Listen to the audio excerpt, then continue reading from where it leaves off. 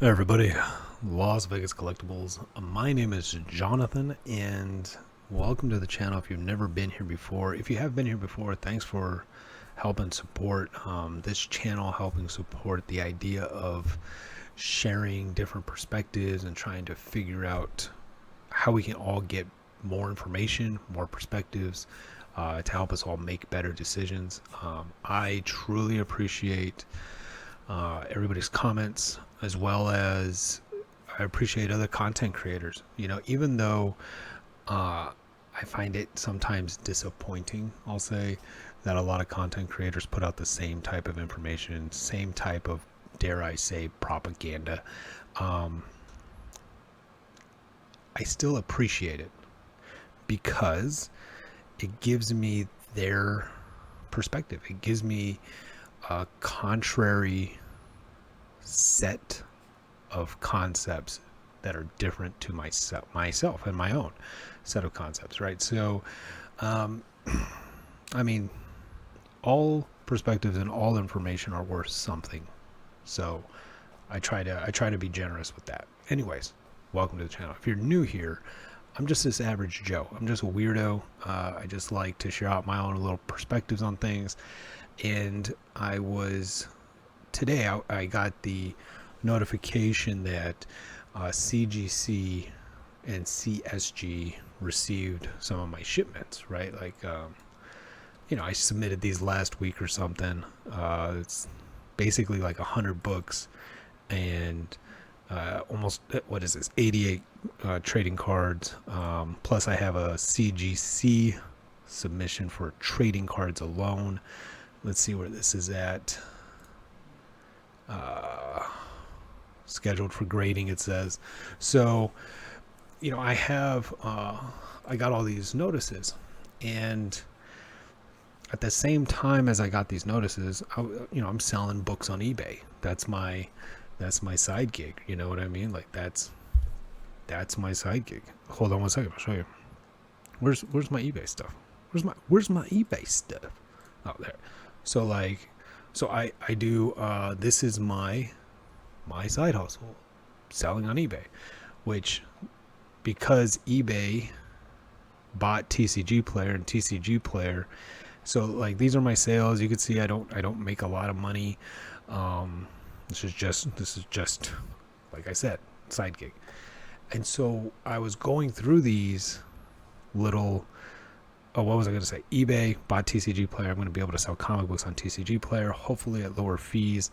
I'm a big fan of TCG Player. I think that whole situation is going to be great. I do got to put out a video about that anyways. So going back to it, I'm getting these invoices, these confirmation of receipts from CGC and them, and then I'm pushing out my inventory out, right? I'm making sales, and so that's me selling inventory allows me the ability to submit to CGC, right? So like I'm seeing this in action. Like everybody knows that's how you do things and blah blah blah, but like same day, seeing it in action. And I wanted to bring this out to people. I have evolved.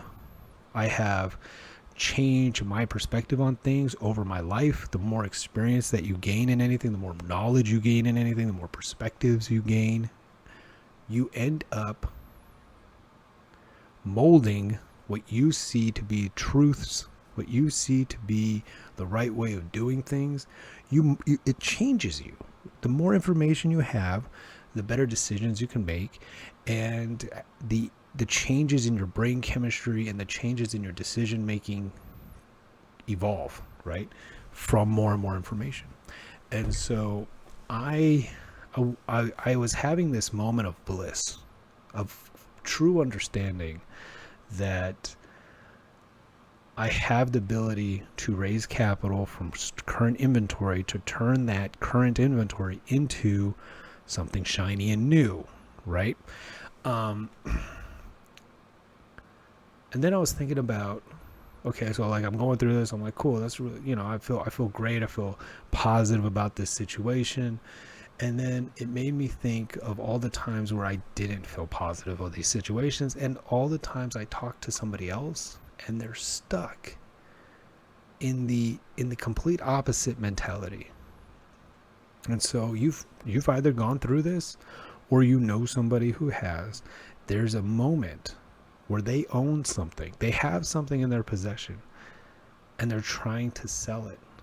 But the people interested in buying it aren't interested at the price that either you or that person you know wanted to sell it for. And I think we saw this a lot over the last like 6 months, 12 months, as prices continue to go down in the collectibles world, as prices continue to go down in stocks and in economy in general, housing prices now.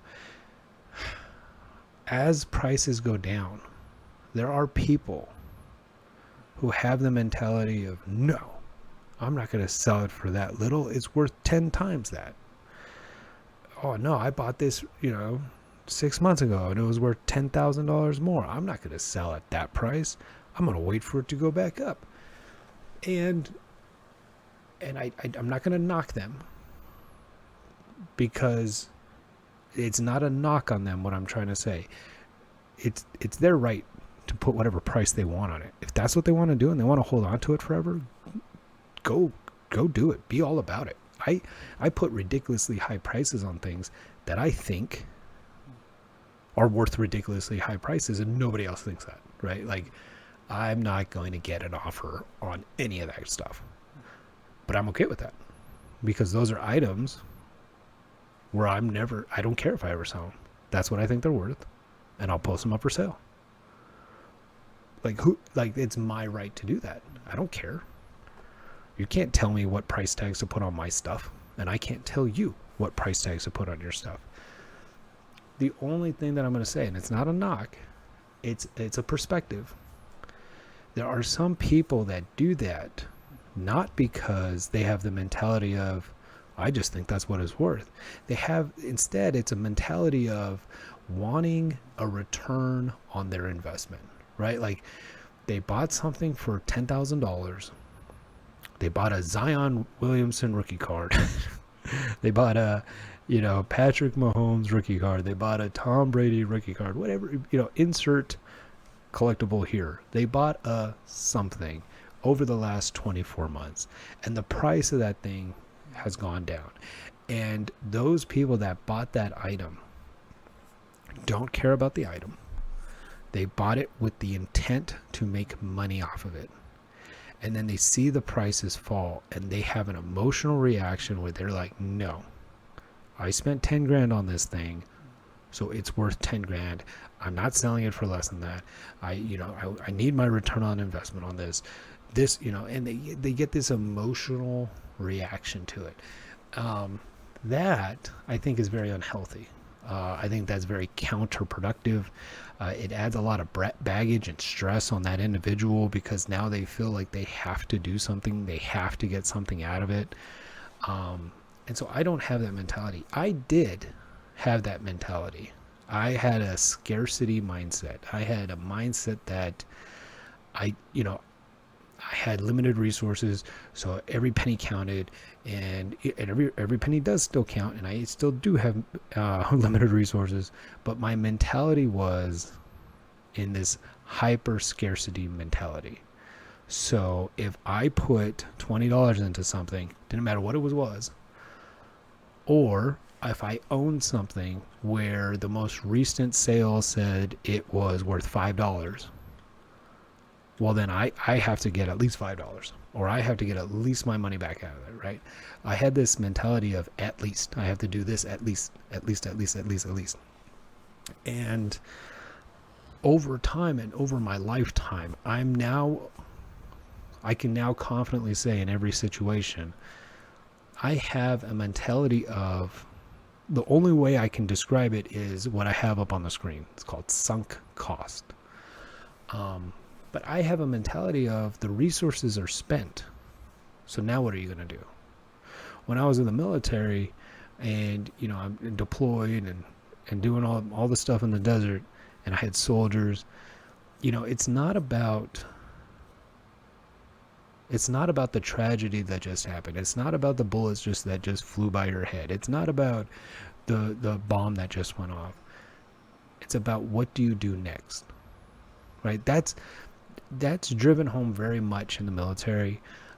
It's something that I didn't learn until I was in the military, and then it took me a while after I got out of the military to really apply military lessons to my everyday life. But in the only way I can try to communicate this, I think at this point in my life, because I don't have enough adjectives and verbiage to explain things, I'm going to use sunk cost. Whatever craziness happened, it's already happened. In the military, if you're driving on a convoy and somebody gets shot, they've already been shot. I know that's like simple, but they've already been shot. Like if somebody gets shot, they've been shot. There's no second guessing it. There's no, oh, we could have put more armor. There's no, oh, I should have done this. What if that? What if this? What? You can what if and should have all day, forever. They've already been shot. Address the situation. Move forward. Get care and aid to the wound. Lay down suppressive fire. Set up a perimeter, cordon the area, whatever it is. But the wound has already been inflicted, right? Same thing with collectibles. And I hope that military thing, I hope that you can understand what I'm trying to say. So in the sunk cost mentality, that's what I'm just calling it. The resources have already been spent. So when you buy something and you have it in your house, if you're watching this, you probably have stuff in your house, because every human being does. I don't care if it's an actual home, apartment building, a tent. You have something you don't truly care about. If you're in America, you have something that you don't truly care about. It could be, I don't care if it's an old beat down wooden spoon, or if it's a freaking, I don't know, 1990s Mustang, or a camera tripod. You own something. You are in possession of something that you don't truly care about. That's step one. Then, when you identify the thing, whatever it is, doesn't matter what it is, it could be a relationship, right? You could be in a relationship with somebody that you don't truly care about. I mean, it's possible. A lot of people will stick with somebody because of all the years that they've put into the relationship. They justify it. Well, I've put so much into this, I'm not going to just throw it away. Right? That's the same concept of I need a return on this investment versus the sunk cost, where those resources have already been spent. What are you going to do now? The wound has already been inflicted. The person's already been shot. What are you going to do now? Right? Like it's subtle, but there's a difference there between, well, I've been with this person for 10 years. I might as well just stick it out until we die. What? That's one way to look at it. The other way is, hey, we don't agree on a lot of stuff. We're not on the same path anymore. It's obvious that our beliefs or our morals or our goals have taken us into different directions. I've had a great time. Thank you for the experience. I love you, or I don't love you, whatever it might be. I'm going to go this way. It's obvious that you want to go that way. Let's just call it a day. Right? Like, versus, well, we've been together for 10 years. Let's just make another 50 of them suck and just stick it out and make each other's life miserable. Right? So this can apply to relationships. It's the same kind of concept. The costs, the resources have already been spent for the thing that you own, whether it's the wooden spoon, the 1990s Mustang, the Michael Jordan rookie card, whatever it is. It's already been spent. So what are you going to do now? Right? This really helps me in my personal, professional, and in my hobby life. So for example, I have some things on my desk that I truly like. This is called a U2's not YouTube, U2's vinyl figurine. It's based off of the whole meme from last year of Stonks, right? This thing's really funny. I freaking love it. I freaking love that thing. I have a Shohei Ohtani rookie card, right? Out of 99. Very nice. I have my blue neon ink, right? The cool chase card from Magic the Gathering. And I have this little guy. So honestly, out of they're all tied for first, really. But look at Mr. Krabs. Hello. I like money. It's an awesome pin. Love that thing. So I spent money on those things. But when I look at those, I don't look at the money I spent on those things. I know how much money I have in them if I want to break even. But the cost is already spent. So what am I going to do now? Am I going to keep my little vinyl figure here forever? Or do I want to get whatever money I can out of that and put it into another card, which I decided not to grade? This little Mark of Lightning, right? Because to grade this card would be about $15.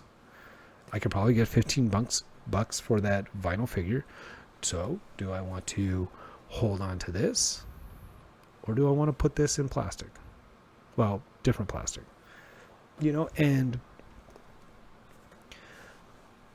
and I can do that. I could do that mentally with the mathematics of it all, and try to justify this or justify that. But the truth is, I like that figurine. I like the Mark of Lightning card, but I don't care if it's in plastic. I'm going to hold on to that thing forever either way because it's my first cold foil. The cost that I spent into them is irrelevant, right? I don't have I spent, $80 on that Flesh and Blood first edition booster box. So that means I need at least $80 out of that. And I used to think like that. Very recently, I was applying that on all of my decision making. I'll give you another example. I have a ton of these. Amazing Spider-Man #1, right? There was so many different covers. There was like 30 different covers of this book. That's the Peach Momoko version. I bought a bunch of them. I bought absolutely a bunch of them. Now, these things have two different kinds of value that I could place upon these things. There's my actual cost that I spent, right? And I could say, well, I need at least that much money to get out of it. And then there's the perceived market value, which is what is currently being sold on like eBay, right? Like, what does this book typically sell for? So you can look at it those two ways as far as valuing the books, or you can value it in a third way, which I prefer, which is mental space. I don't know how else to put it. And so it's this sunk cost way of thinking. I've put money into this thing. Those resources are spent, so none of that matters. The soldier's already wounded, right? The whatever it is, it's already happened. The resources and costs have been spent. It's done. I'm not getting that back. So now what do you do? So for me, it's like mental space where I look at that and all I see is it's taking up room in my office. And I don't want to keep it forever. So I can either list it for what I perceive the value to be at market rate, whatever the market price is, or I can list it for how much I spent on the item, or I can just list it for what I believe it will sell as fast as possible, right? Why would I do that? To get it out of here, because it's in my mental space. And I don't value that in my mental space. I know that's like probably a weird, different perspective on things, but look around your personal space, wherever that is. This stuff around you takes up mental space. It really does. When you walk by it, you can have an emotional reaction to it of, why do I still have that? God, my place is so cluttered. Like, do I really need that? Like, when you walk by something, all those things hit you, whether you realize it or not. And do you care about it? Do you? And if not, why do you have it? Like, really ask yourself, why do you have it? Is it because you believe it'll be worth a certain number in the future, so you're just going to hold on to it until that happens? Are you holding on to it because it's freaking a Mr. Krabs pin that's freaking awesome and you want to keep it forever, and you're probably going to wear this everywhere you go in the hobby forever? If you see me, you'll probably see me wearing this pin. Like, why do you own it?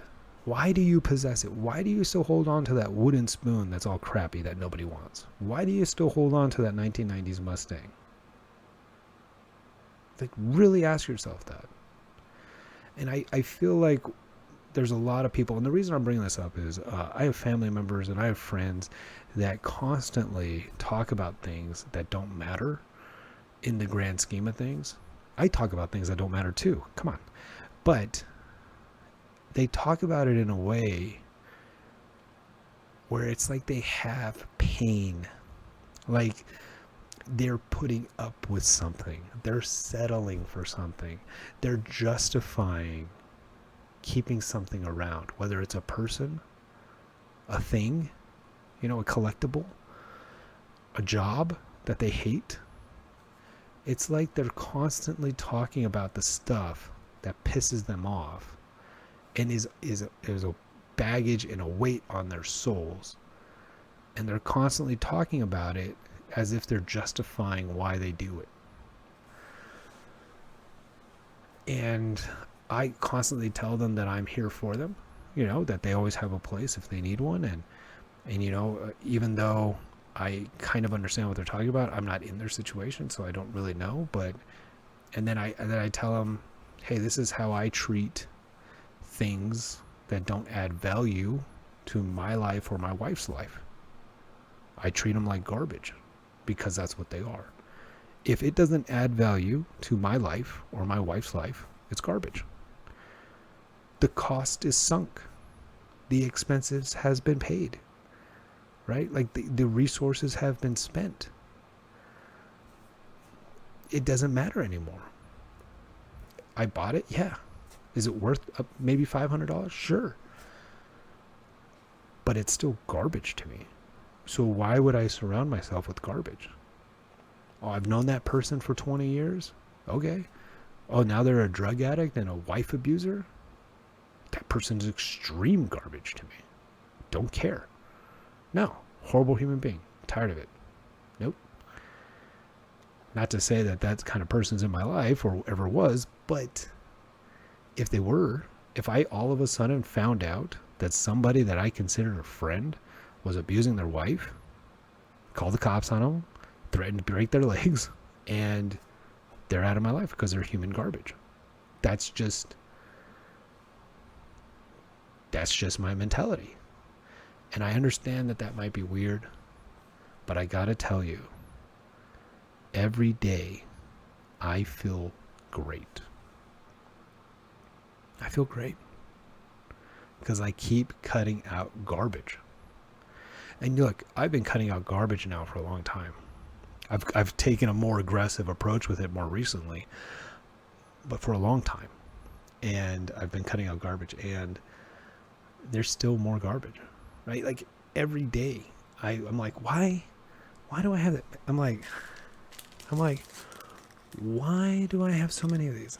I know why, because I know why specifically for the comic books, by the way, because I was running a business buying and selling raw comic books. I was buying from distributors. You have to buy a lot of comic books to get the ratio variants. You have to buy, I think I had to buy 200 to get like one of the rare variants that I really wanted in my store. And so I bought like 200 of these things. But why do I have it now? Well, I have it now because it took me forever to get it out of the boxes and post them up on eBay. That's why. And I'm slowly selling them. I post them, whatever the competitive price is, the market price, I just put $1 underneath it. Don't even care. because I want it out. It's taking up space. I could use that money to grade some more Marvel cards, right? So I don't know if anybody stood around long enough to actually watch all that. You probably got the whole concept in the first like 2 minutes. Sunk cost mentality. Try it out. Think about it. I hope it helps somebody out there. We're going through difficult times in the world. You might be able to use this actively in the present time for what's going on in the world. But yeah, you might have stuff around you that you don't even care about, when you can take that money and get something you do want and that you do care about, like Mr. Krabs. Hope that helps somebody out there. Take care, everybody.